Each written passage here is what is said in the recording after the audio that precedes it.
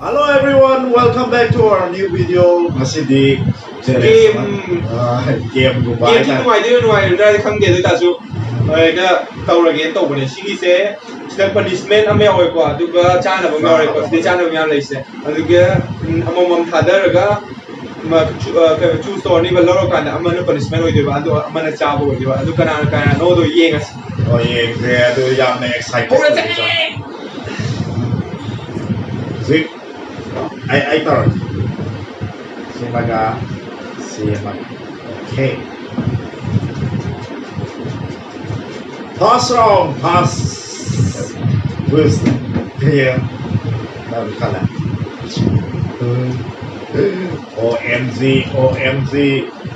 Yeruhing na sabi ay diamond jet Yeruhing na sabi ba OMG ay na punishment lang ay asay na di Yeruhing na sabi Daw di ay nang matay na nang to. Nang naway na to ay buat to tama. Ay na ruang sa do ay yung sa do. Sin juao bi. Ti ga ru ta re. Ha no daw ay ya bi. Ba na tip se sa ge nang chao ko. Kai do du idea ru. Ya. Kamai. Saan ni phở ni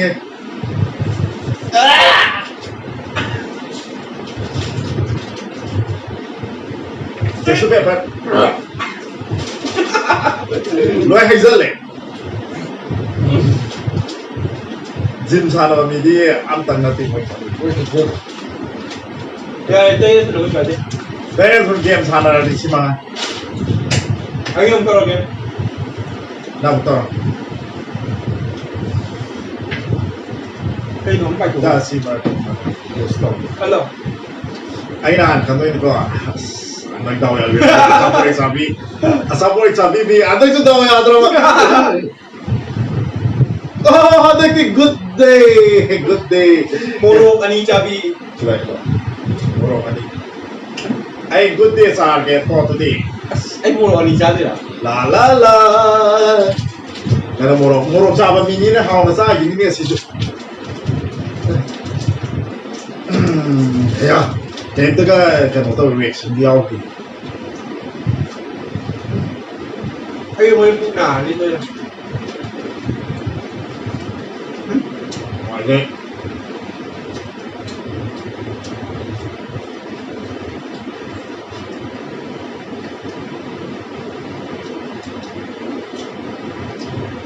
How are you discussing? Với ta mà với con tàu Ai em? không mà Đâu? em bảo Mua cái đuôi ra để. Không giá dạ 지금 남의 모로 사던데. 나 지금 양사해. mua nuôi thì của em sao Cái chính là tôi cả chính số ngoài ra anh sao thì sao làm thế mua rồi chẳng bị đâu đi này khăn lại này mà bạn ấy sẽ ngồi ba lối phẳng sờ rồi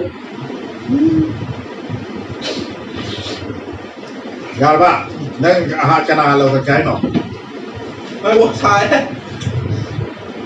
bạn ấy sẽ đấy ngoài ra la Thật được tiền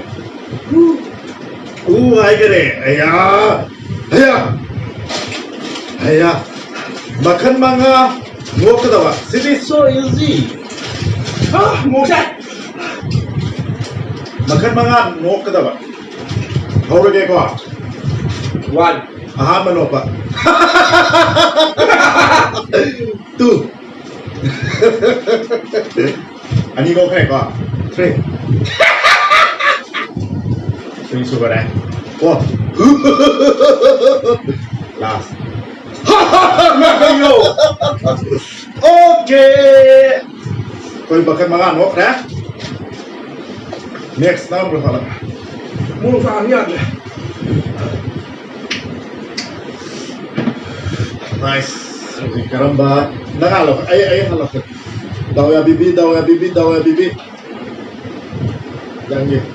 Ay hàng cục rồi na.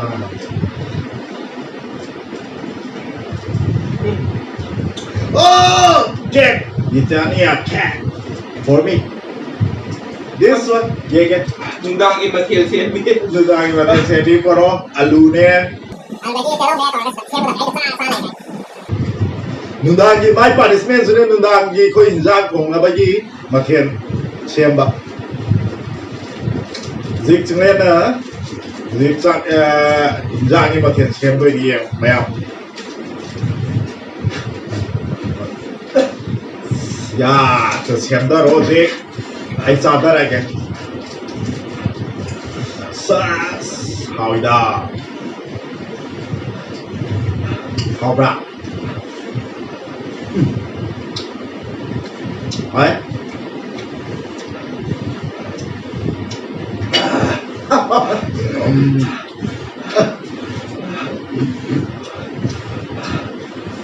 La la.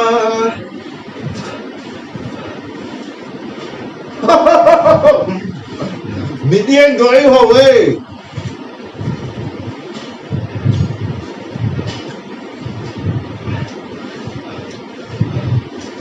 봐서 xem. 그래 나 아빠 동구인. Cái gì Nga nữa, cái quả em Nga gì. Và hay kêu là gì hết. Còn khám thăm mà nghe. Ra tới em này đi em ạ. Nấp cái chỗ đấy. Moro mi cape. Mà ngồi lên thả tới nó xin lên thải. Khát này, chủ quản thì đi cái đấy mà. Lâu bố mày làm nó đang xem mày thì giam được chú. Lâu bố. Chưa. Tas cầm đầu đi. Next đang là ai nè? Đây nè.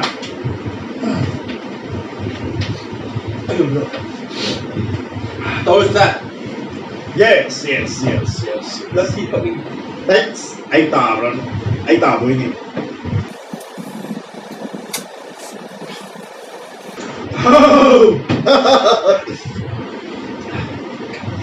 Hơi cây ơi là các bạn. Vô trong nó làm bị cay rồi. Oh, new sack. Oh, sack. Anh đau nhớ rồi. Kamu, buồn kamu. New sack. Mua cái thải ấy rồi. देखो ये मतलब माने बोल से सिकाई थे बुका मतलब बोल का मसु है तब kan to bun lagi sinpo kahen ke tadi ko मैं अब मान के bang lawan gitu बस आई थिंक ऐसी साफ अधूरी है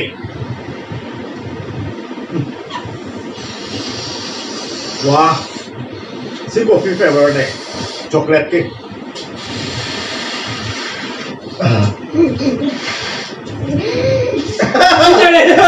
기절해 꼭 그 잘라다 뭐난 까이감 들어래 판마가 그거 아니도 있나 봐 이살 내가 감다래 지 파니스멘 지 망감다 봐 이후에 파니스멘 한번 그 비기니 아이나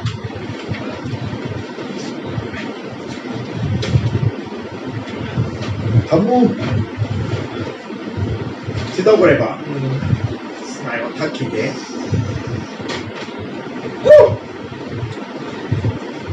왜? Anh punishment bằng vitamin thấy hẳn nấp cái lối chùa này mù lột cho họ đi đầu là bịt em bắt đầu cái này anh cây ngồi được không thế mà caro là kabisabi chị ấy là trái cái bộ đi đây thằng dạy có bây giờ sao từ caro kabisabi mà mày 그 파란 뒤에 yeah 짜리 내야 돼.但是在你的after finish 야, 是炸不了看 너 간다네. รวยได้สิรวยมาที่ go ง่ายก็คันลิเนี่ยวะจ้ากระสามจะพูดหอว่าไง เพื่อเจ้ารู้เยอะ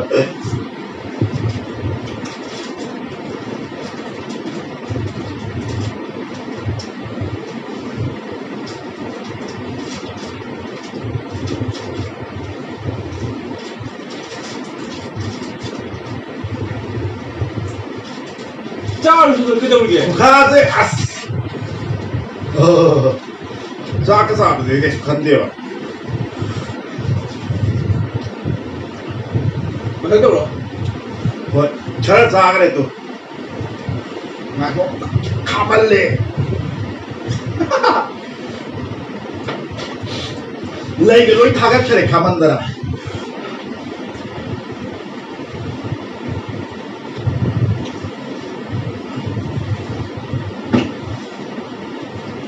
Next I pick up your lucky number Stanley Kaido one slap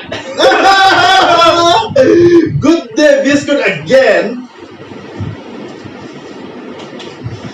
Mai ta ra cái này đó không Mai thả mai mà mai gì ba cũng sẽ thả xuống gì thằng gì ấy mà thả bị rồi đó cô nàng gần đôi thả bị rồi Ready 1 2 ấy cái dòng cân thả bị đâm ngoài từ mà mồ rộp sai được Biscuit again มีฝากเจียงสิดิยาอะไรบิสกิตเจ้าอะไรมั้ง ngay có khám luôn đúng này lê ยาอะไรเข้าใจแล้วคันรวยนี่ mun lê má nè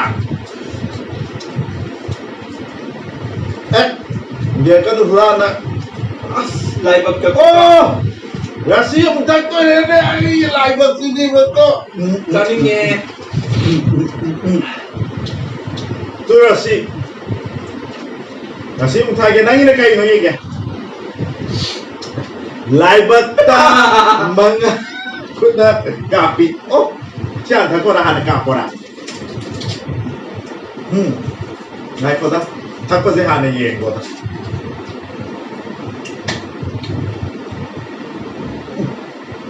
เอาเฮ้ยเอาปะทำไมกันน้องน่าสงสาร ยาอะไร เอ้ยมุนกันเลยอะดูจริงSinaga. Dia mau sama kata baik kita lagi pun. Nine 2 3 4 5 last one. Oh, boleh aku belum sesuai deh. Terus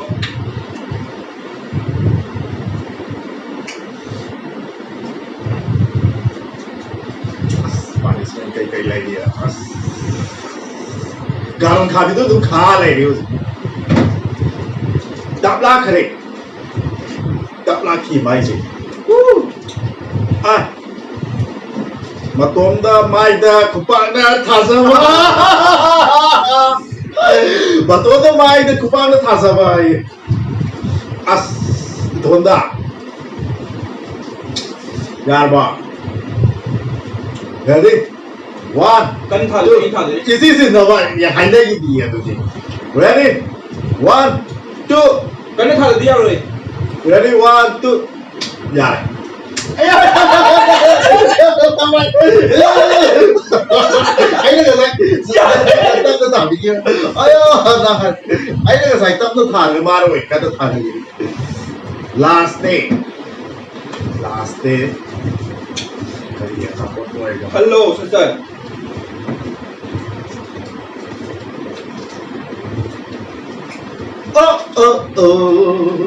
Ủa là các là phâm mờ vài bạn. Ôi, gọi là cái cà phê, ấy là gì?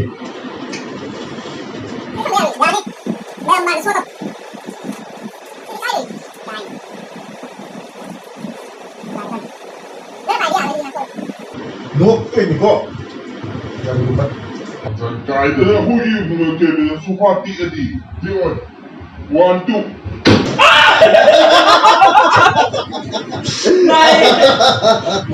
ไอ้ใจแก Nice.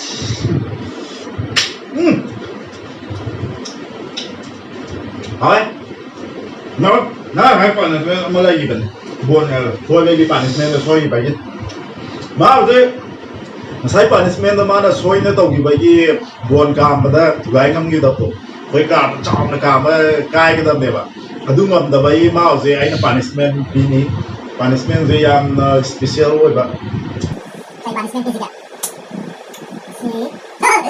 masih jago masih asyik kaki punishment sih Ya deh, ngam ki ngai ko ngam ki na ne khut ta mami tahan gib do ngasi kiro khut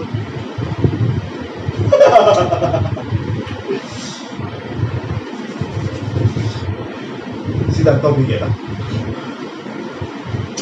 laman ne revenge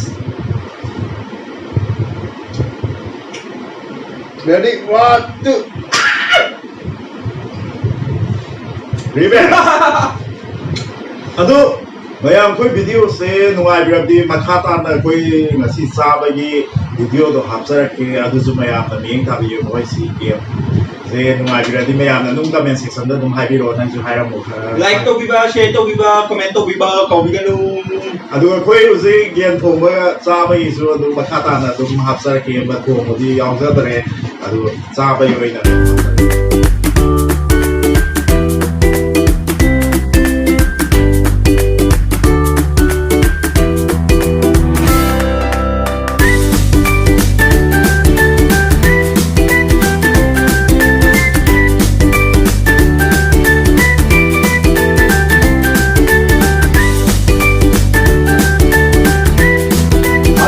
welcome back to our Sami Nasi video nasi di Hyrodam.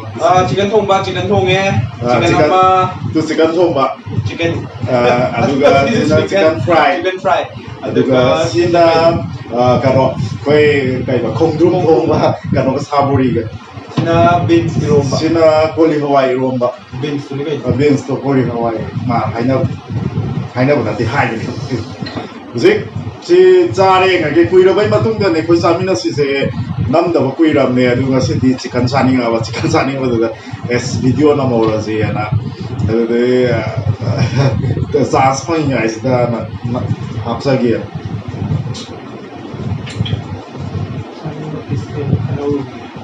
mayam jinglen je sai salo yam hai ba ne video ko de adu ma se sa da ngai de sai tang san ji ra khan gi sai apa ba Ai sai yaw ki de tang lam ma se nam da na no ma ai ni sai soi da mayam gi da mai sai sa la kan adu mayam zari yenge ko thong ba di hapsa dre nga si di kai gi no da hobi to bu da pharak ta da thawak ka yam chin ba du da mai de phora mu pai. no ma ju sung soi da na thong ga su apa ka ni ai na sai ni mi ta ri de si this one za好哎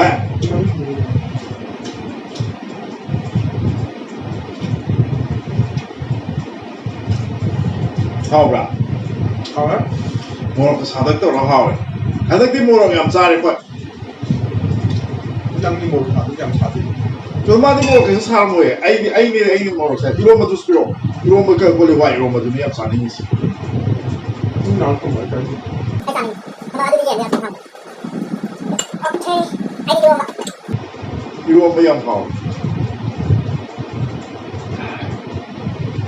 나도 주 boleh hawaii 하오 봐 Tân năm mà ta sao sẽ sinh em mẹ mà mày đó mày đấy cái năm nhiều mà được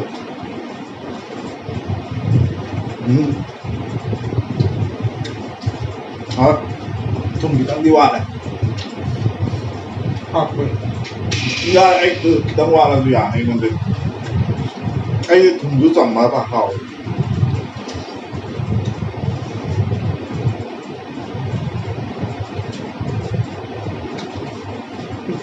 rõ rồi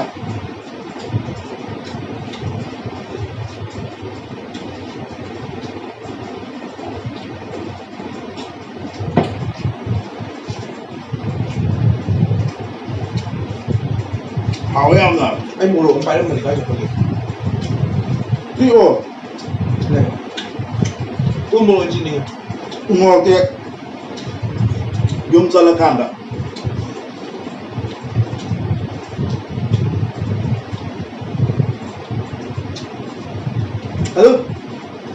Koi sih Zoom Manipur gitu kan mulai ba.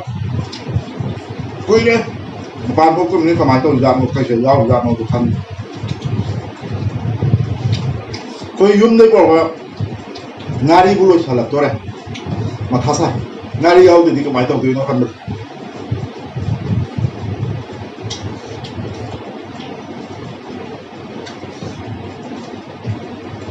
Oh, tốt nào Nga le tạo thành ta.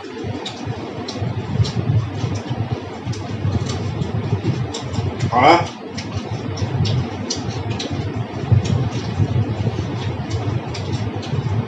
Đang nghĩ luôn mà đừng ra thì không có đặt luôn mình không? anh cần Luôn mà nó học thì cái này bộ học gì thì mau thì không thể được nữa. Luôn mà sao thì xuống nhà rồi cả. 이런 건 사이 Ôi, tôi sai quá rồi đi. Phạm dậy luôn mà sao đấy. Luôn mà sao đấy ngã tàu của nhau đi à. Chắc cũng không sao. không làm mà Wow, không sao được gì. Ê, không hiền mà sao?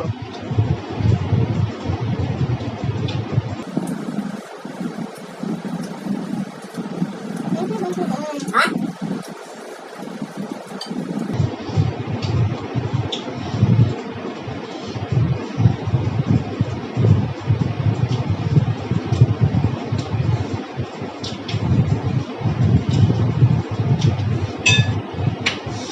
Morok dia.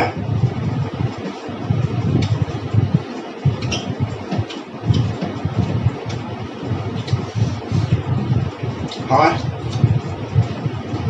mua mùa không bây giờ hậu lắm Như thế.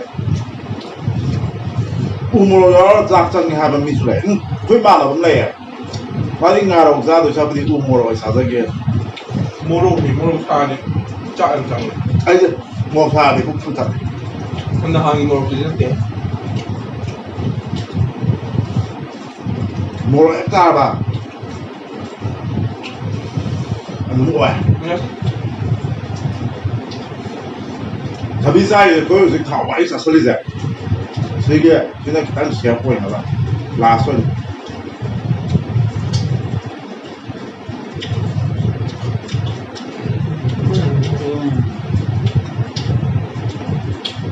Aduh, saya musik koi sahaja sih sulo selagi kayak you dengan sedih. Yang nazunin din dah kayak Maggie, aduh lagi kayak koi nggak sih saya macam tu. Aduh lah. Kung sisu adum tangkat le hau si am hau le ado mayam kari ko koi video se nungai biro di like share and subscribe to biro mo mayam soy tana duga koi video se kari ko nungai di comment section da dum habiro pai patte any apa ma dum mayam ka suggestion dum tana se ado okay music mayam su nungai le video ko su nungai le okay bye take care